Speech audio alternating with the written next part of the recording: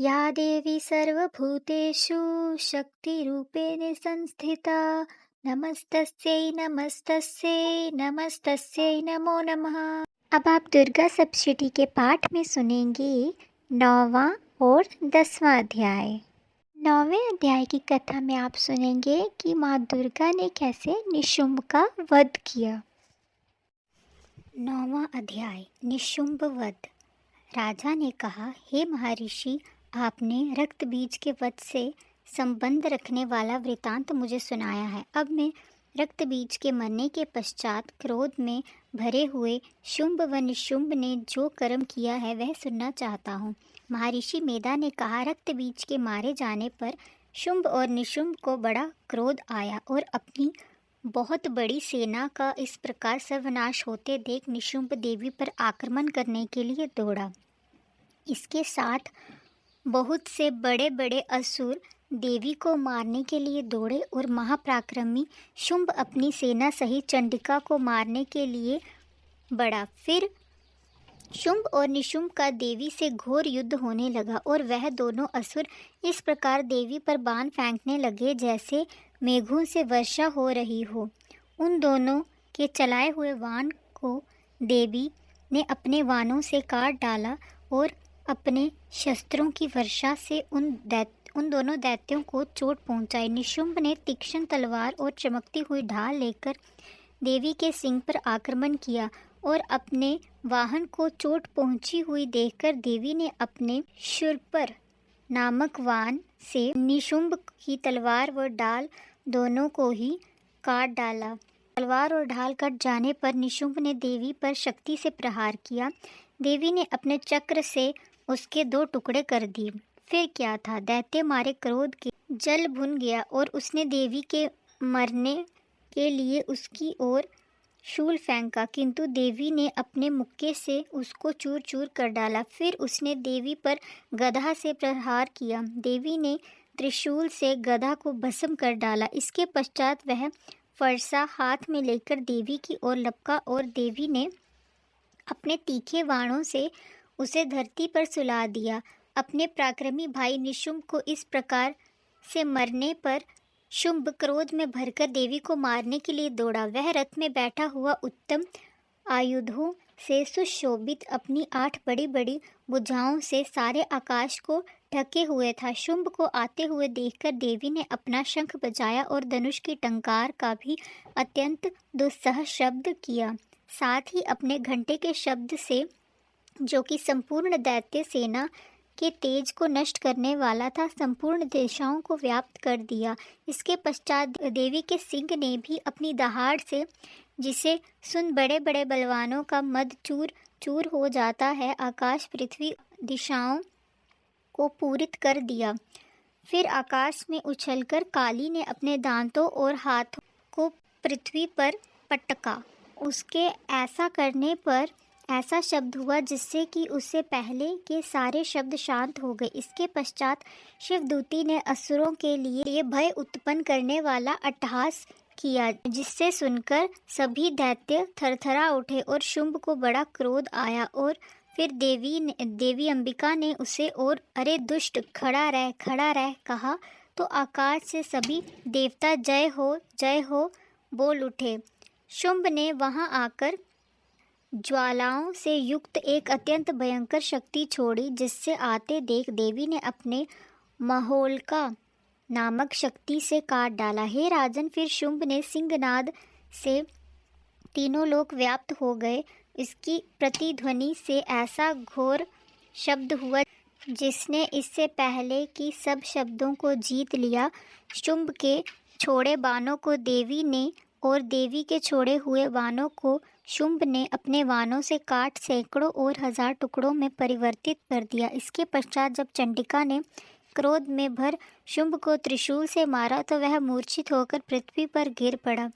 जब उसकी मूर्छा दूर हुई तो वह धनुष लेकर आया और अपने बाणों से उसने देवी काली तथा सिंह को घायल कर दिया। फिर उस राक्षस ने 10,000 भुजाएं धारण करके चक्र आदि आयुधों से देवी को आच्छादित कर दिया। तब भगवती दुर्गा ने कुपित होकर अपने बाणों से उन चक्रों और बाणों को काट डाला। यह देखकर निशुंभ हाथ में गदा लेकर चंडिका को मारने के लिए दौड़ा। इसके पश्चात आते ही देवी ने तीक्ष्ण धार वाले खड्ग से उसकी गदा को काट डाला। फिर त्रिशूल हाथ में लिए देवताओं को दुखी करने वाले शुंभ को त्रिशूल हाथ में लिए हुए आता देख चंडिका ने अपने शूल से उसकी छाती पर प्रहार किया और उसकी छाती को चीर डाला।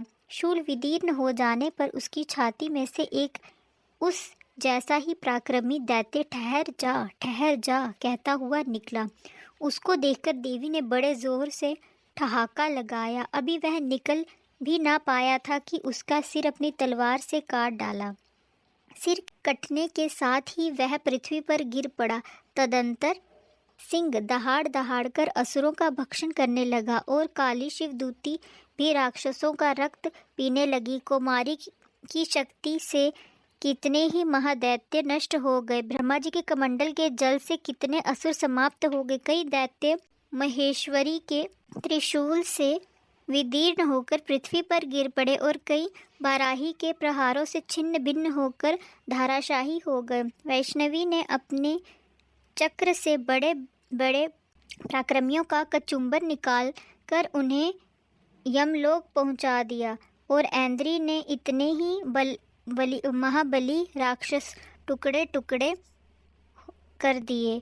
कई दैत्य मर गए, कई भाग गए, कितना ही काली शिवदूती और सिंह के भक्षण कर लिए। अब हम सुनने जा रहे हैं 10वां अध्याय, जिसमें कि शुंभ का वध माँ दुर्गा ने कैसे किया, उसकी कथा हम आपको सुनाएंगे। 10वां अध्याय, शुंभ वध। महर्षि मेधा ने कहा, हे राजन, अपने प्यारे भाई को मरा हुआ तथा सेना को नष्ट हुआ देखकर क्रोध में भरकर दैत्यराज शुंभ कहने लगा, दुष्ट दुर्गे, तू अहंकार से गर्व मत कर, क्योंकि तू दूसरों के बल से लड़ रही है। देवी ने कहा, हे दुष्ट, देख, मैं तो अकेली ही हूँ। इस संसार में मेरे सिवा दूसरा कौन है?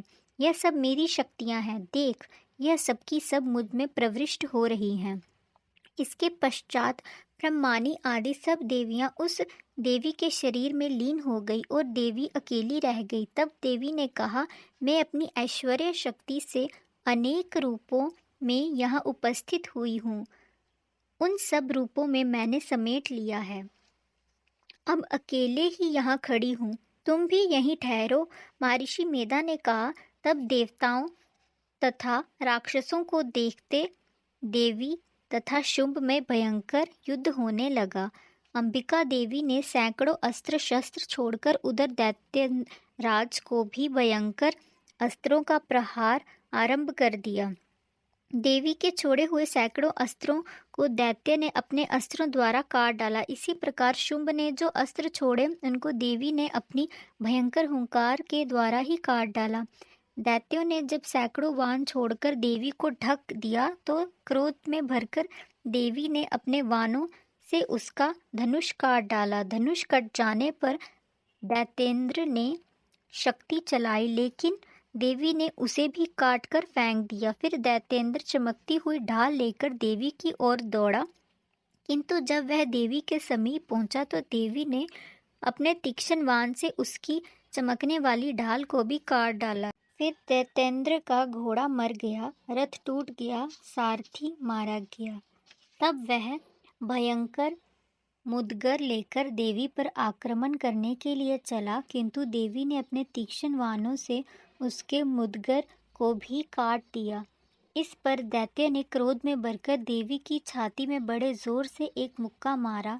दैत्य ने जब देवी को मुक्का मारा तो देवी ने भी उसकी छाती पर जोर से थप्पड़ मारा। थप्पड़ खाकर पहले तो दैत्य पृथ्वी पर गिर पड़ा, किंतु तुरंत ही वह खड़ा उठा और फिर वह देवी को पकड़कर आकाश की ओर उछला और वहां जाकर दोनों में युद्ध होने लगा।